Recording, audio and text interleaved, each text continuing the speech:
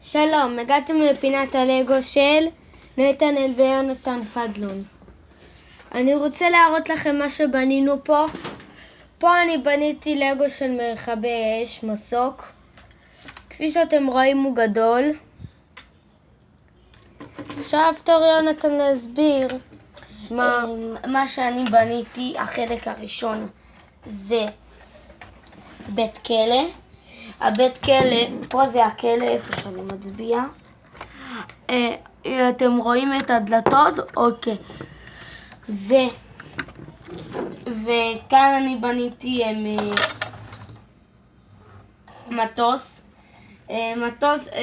תכננתי שהוא יהיה על הבית כלא, ככה זה גם סוג של מטוס משטרה ומטוס מכבי אש. גם מטוס משטרה וגם מטוס מכבי אש. אני בניתי כאן רכב משטרה. כאן הכלא, פה יש כאן המון סירנות. וזהו. כאן אני בניתי אוטו זבל.